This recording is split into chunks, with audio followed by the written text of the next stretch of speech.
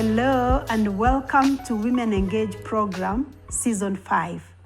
In this program, we bring real women from all walks of life to talk about real issues affecting contemporary women. In case you're watching us for the first time, feel free to go back to our various social media platforms and watch our previous episodes. Today, I'm accompanied by beautiful ladies, two of them, and we are going to talk about a topic that I wish we didn't need to talk about it. In the African context, and being that it's a women's show, it's a topic that we speak in hushed tones. But today we have decided to bring it to the table so that we can talk about it freely and openly to set many people free. And the topic is dealing with substance abuse and alcohol, actually not just substance, addictions. We are going to talk about addictions, alcohol, substance, and drug addiction in women. Do women struggle with addictions? We are going to learn about that today. Before we get into the topic, I'm going to ask my dear ladies to introduce themselves. And as they introduce themselves, they will answer this question. Have you ever been addicted to something or someone? Have you ever been addicted? Have you ever struggled with an addiction to something or someone? Maybe in the past, maybe in the current. Let me ask the lady directly opposite myself. Thank you for having me on this show. My name is Caroline Kagia. I am a certified addictions therapist. I am also a speaker. I've had the privilege of speaking in different platforms, both locally and internationally. I'm an author. I authored my first book called Still I Rise last year, which talks about my journey. And I'm also a recovering alcoholic. We say I am in recovery. On top of that, I have two children. I have an 18-year-old and an 8-year-old. And yeah. You look like you're 18. I know. I turned 40-something the other day. Huh. Yeah. Okay. So Good. God has been good to me. Mm-hmm. Yeah. Yeah, so you've already answered the question you're addicted to. Yes, I struggled with alcohol and cigarette addiction for 20 years. Addicted to someone? Wow, I think so, in the past. Great. But I thank God I was able to overcome. Thank you for coming to graciously share your journey. Thank you for having me here. Let me go to my lady next. My name is Bisase Mora. I'm a medical doctor by profession with an inclinations towards preventive medicine. I am a lifestyle coach. I'm a mother of 4, as I've been sharing in the previous episodes. I'm a pharmacist, a public health specialist, and behavior change expert. I'm also a certified family trauma professional. I'm a counselor, relationship, parenting coach. Now, yes, I think I'm still struggling with an addiction. For me, I'm not sure whether I'm really recovering yet. I've struggled with many addictions, a number, reading addiction, and work particularly really is addiction, actually, even as we are saying, because it's a word we throw around all over the place. Bisase, can you help us dismantle this word addiction? Addiction. Yeah. Actually, addiction is a brain disorder. Mm-hmm. It is a brain disorder. Even to people? Yes. Even to work? Even to work, that is a brain disorder. Mm-hmm. It's to an individual whereby one has a compulsive behavior. Yeah. To seek out for a substance, to seek out for an activity, just like, for example, work. Yeah. And that gives them a reward. And with that, with the reward that comes with it, one maintains the habit so that they do it repeatedly over a duration of time. And the resultant effect is either physically, it can be psychologically, or even socially. So such that someone is not able to adjust well with life. And trying to withdraw from that habit or that substance, one tends to get physical manifestations. One can have headache, one can be sleepless, have sleepless moments because they want to numb themselves to that reward that they're receiving. One can actually even be physically sick and you check into a hospital that you're sick and blood tests are run only to find there's nothing. I feel sick when I'm not working or working out. So that is the reward that you get For eating. with the addiction. Yeah. Yes. Thank you so much, and that's important. So it's a habit It's or a substance, or even someone people used to cope. Yes. And remember, it all starts in the... Now that part of the brain. Carol, Yes. you have a story. Yes. You have a wonderful story, a wonderful journey. I want you to break it down for us. Where does your story begin? Where were you born? Your family, where were you raised? Well, I've more or less grown up in Kajiado, in Ngong. I come from a very conservative family, raised by Christian parents who were elders in one of the mainstream churches, gone to Christian schools. I've basically grown up as a Christian. In church. In church. Right from the womb. Right from the womb. You were taken to church. Yes, right from the womb. That's I've basically been a church girl all through my life. Joined the choir at some point in one of the churches because I sing and I play the piano. And so anything to do with substances was hardly discussed in our family. I remember, It's unthinkable. but at some point, before my parents became now true believers, I know my dad used to keep alcohol in the house. You can remember. I can remember that. And my mom used to keep her ciders in the fridge.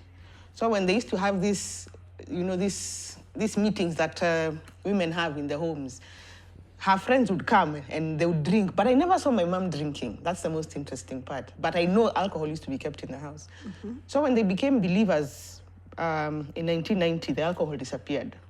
So I had no inclination towards alcohol. Remember, I've grown up in a Christian family. But I got this interest in alcohol, I think, at the age of 12.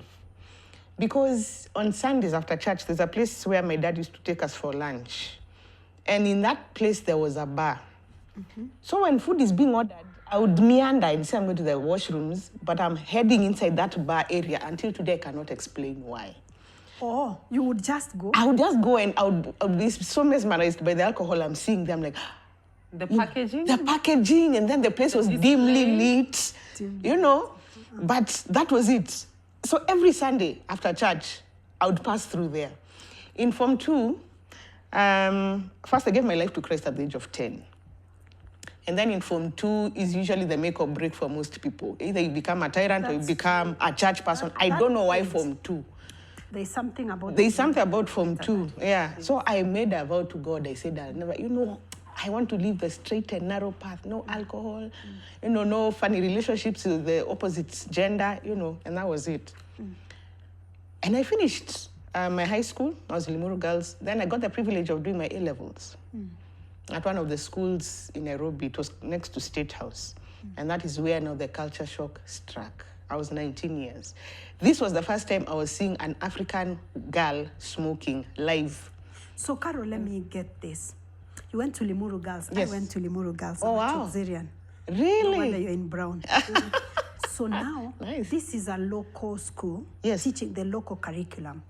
After you complete your high school, you go to an international Yes. school, so to speak, for Yeah. context. Yeah. So the culture shock. And it was real culture shock, I can tell you. Yeah. Because the only place I'd seen people smoking was on TV, and they were not Africans.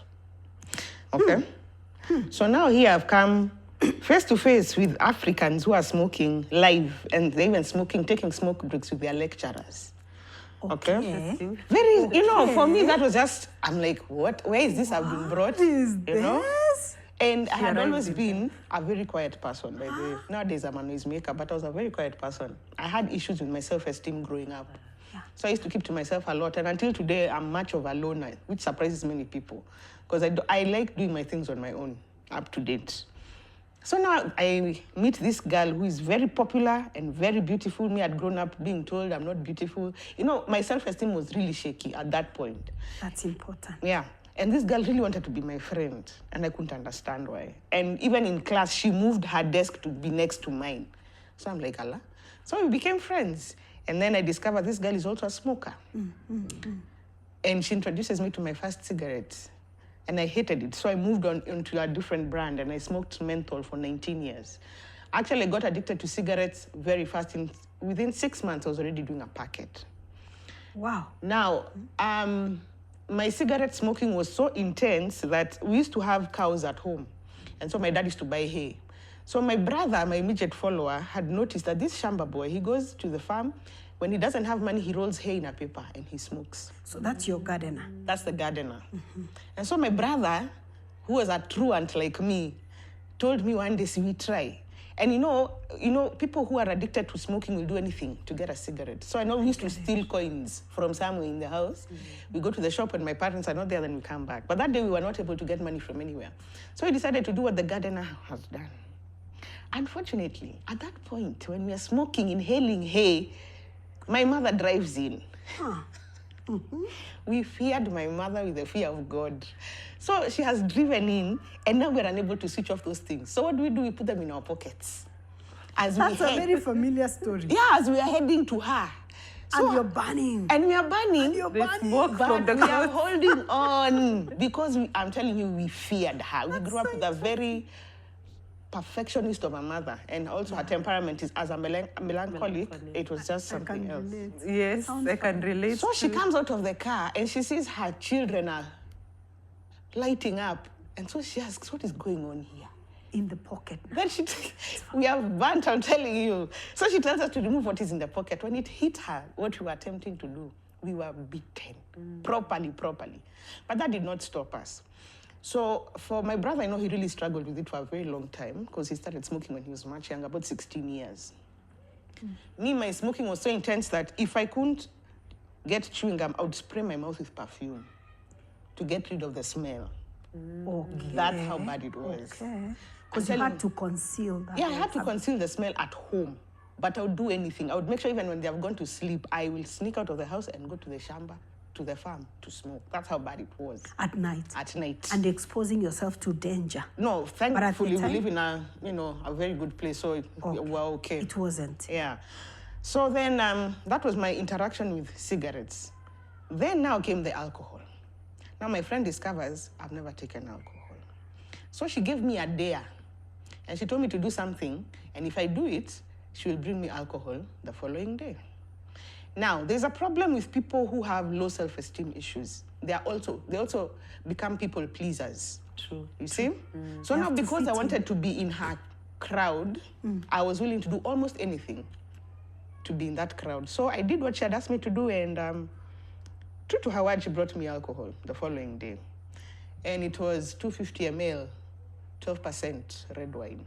I'd never taken alcohol before. And she tells me, now because you told me you have your own room, when you go home, you open the window because alcohol has a smell. And you sit on your bed in case you get tipsy. Me, I don't even know what tipsy is. I don't know anything she's talking about. Me, I've always seen drunkards on the road, and I'd always said I'll never be like them. Remember, I made a vow in Form 2 to God. Yes. Now here I've become a smoker. Now I'm about to become something else. I've not even thought in my head, what if I get drunk on this thing? If I'm woken up the following day to go to school and I'm unable to wake up, what will I say? The following day was a school day. Imagine. Me, I'm not thinking of that. Me, I am people pleasing. And I suffered with it for a very long time. So I've been picked from school. I am vibrating. I remembered at some point I'd been caught with a 10-shilling note. Those days we used to have notes and in my diary. Was a lot. I was beaten by this same mother. I was beaten. Now I'm thinking, guy, if I'm caught with alcohol, what will happen? I am vibrating, literally. Those days, news used to be at 8 o'clock. So I've done my homework, I've done my chores. My siblings have gone to bed. My father's watched news, he has gone to bed. Mothers, we have this thing of being the last ones to sleep in the house. I don't know why. So I waited for her to go. To make sure everybody's in bed. So I kept opening and locking my door 3 times because me, I couldn't imagine. Their bedroom was directly opposite to mine. What if by bad luck, I've not locked that door? It's at night. It has hit midnight. Tomorrow is school. I'm still awake because I have to complete this task. I opened my windows, I was told, sat on my bed and opened the bottle of wine. Took the first sip. I hated it. I have hated red wine all my life. Took the next sip. I'm feeling nothing. Now, our immediate follower, who also started drinking very young, told me, Caro, because I know one day you'll start drinking. If you want to get high, you take a gulp, put it in your mouth, and bend over your head so that you get a head rush. It can get into the... Oh, yeah? So I remember what this guy had told me. Hey, I've taken that gulp, stood up, tilted my head, nothing. This is 12%. I've never taken alcohol in my life. I finished the whole 250 ml, returned the bottle in my bag, was so disappointed, slept in the morning, woke up as sober as a judge. Went to school. Then I asked my friend, what is this you gave me? She asked me why. I told her I didn't get high.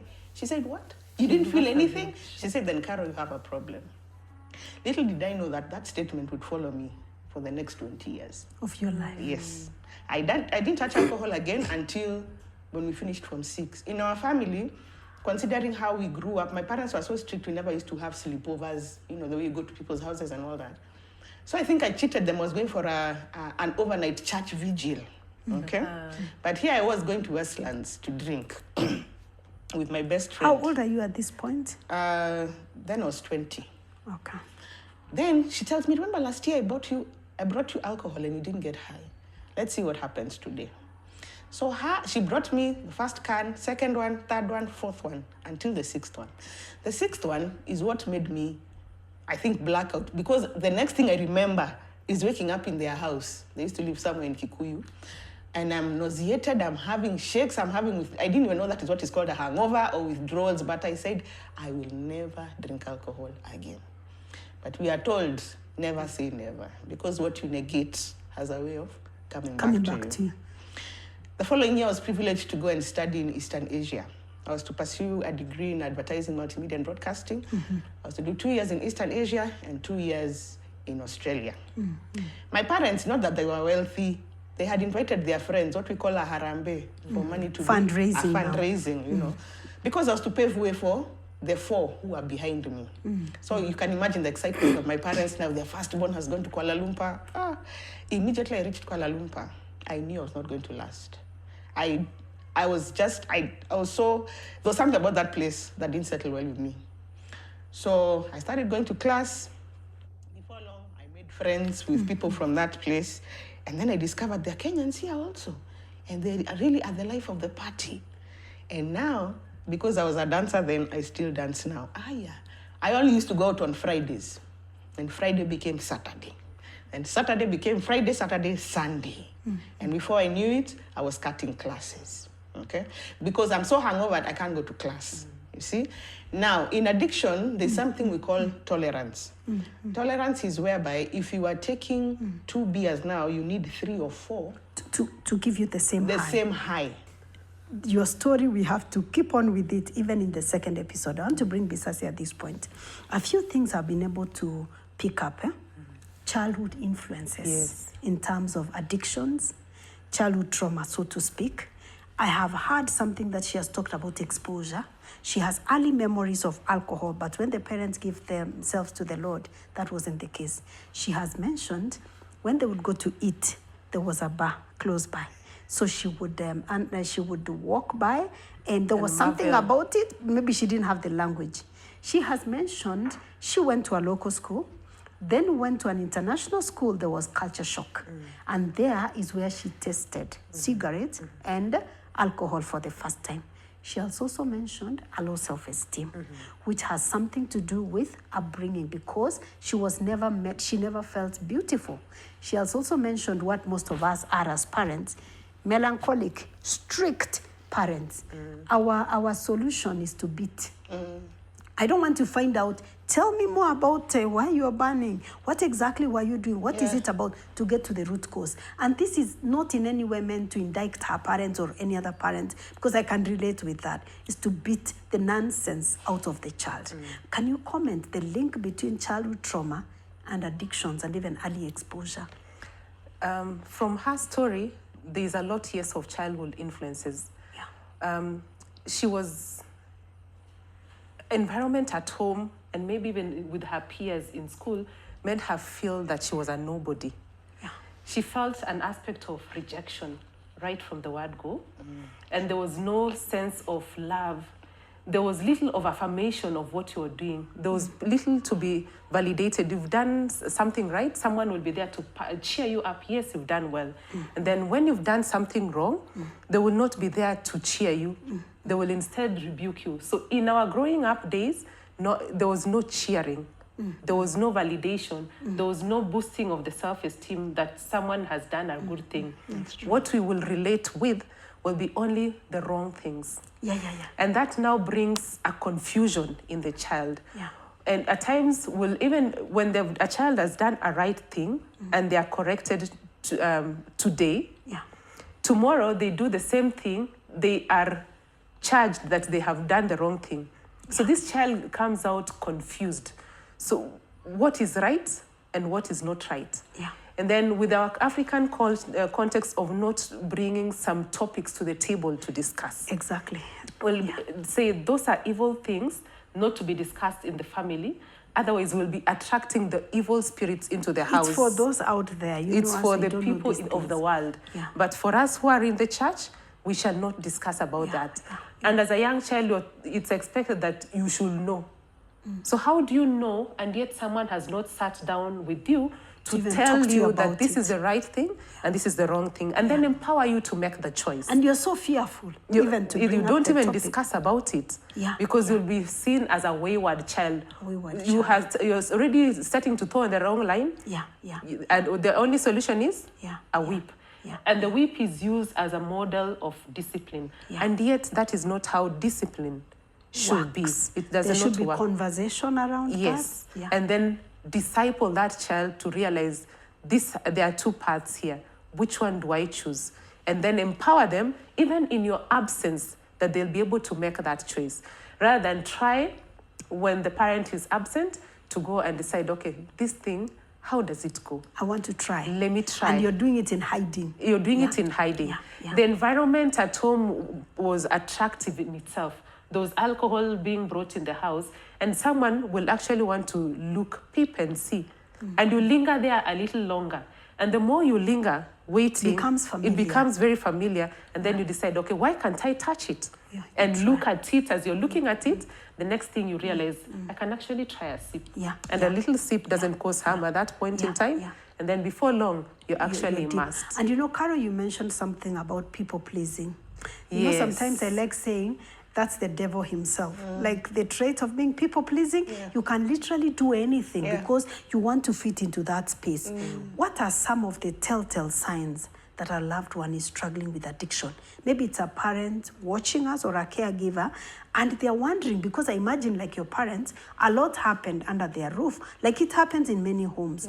And maybe when you share your story, they're like, oh, this, you know, that's when it's coming to them. What are the telltale signs? I normally tell people to do something called the CAGE test. CAGE. CAGE. If you already know somebody is using, have they tried cutting down and they've been unable?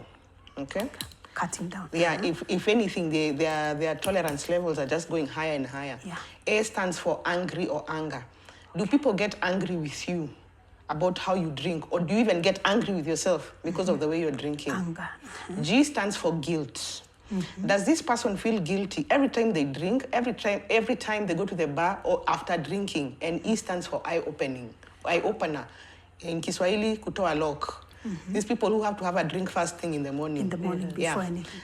If you find yourself answering yes to any of the above, the C, the A, the G, or the E, chances are this person is already struggling with alcoholism or they are on their way there. That's the easiest way. Wow. Yeah. That's really important. By the way, the CAGE test, I've just taken the notes. So C is for cutting down. Have they tried to cut down? And they've been unable. And they have been unable. Yeah. A is anger. Do they get angry when they have indulged? G is guilt. Do they feel guilty? And E is eye-opening. Yeah? The kutoa lock. Yeah. Now, let me ask Bisase, now that we are talking about women, real issues affecting real women, as a lifestyle coach and a medical practitioner, tell me, do you think that women who are struggling with addiction, they face more challenges, unique challenges, or what are they actually, unique challenges women struggling with addiction face as opposed to men? In addition to the childhood trauma that women will have encountered, there will be an aspect of sexual assault, either abused or molested, those unfamiliar touches that come along the way. And someone is not able to say no because they are expected to submit to whatever advances that are made, are given towards them. There's also the aspect of the cultural perception about addiction. What do I mean? The female are more scrutinized when they get into an addiction compared to the male. The stigma is real. The stigma is real. And so what will happen, the woman will try to hide and cover up like it's not going on. There's nothing that has been going on. And yet they're actually struggling in there, struggling with their trauma, struggling with their self-esteem. And the only way they can numb the feelings is to hide. Culture has a big role. There are also a bit of psychological challenges. What do I mean when I say about psychological challenges? There are pressures of life. Life that expects you to do 1, 2, 3, 4 things, to deliver and behave like a woman. And then that woman feels a bit incapable, is inefficient. And so what do? They sink into an anxiety or into a panic disorder and try to feel better and relate with the society by getting into an addiction. And then once they get that sense of reward following their addiction, then they come out strong. And yet, deep down, they are battling with whatever addiction, insecurity that they are battling with. And unfortunately, because of, let me not say unfortunately, because of how women are made, we have more adipose, more fat tissue than the men. But nowadays it's changing. I'm seeing men who have more fat nowadays. But the fat tends to absorb the drug, the alcohol in specific, and hold it even longer in the system. And the woman will actually go the narrow of addiction very fast compared to a man. Because they are holding it longer. It's being held in the body system a little longer. Yes. Okay, that makes a lot of sense. So that poses actually a challenge to the women. And we will get more deeper into Carol's story in the second episode. This is our first episode. Follow us in the second episode. We are going to get deeper into the story and get to understand what can we do as individuals, even as families, so that we can help those who are struggling. Dear viewer, we want to welcome you back into the second episode, where we continue with our topic today: addiction, substance, drugs, alcohol, and women living in the contemporary world. See you in the next episode.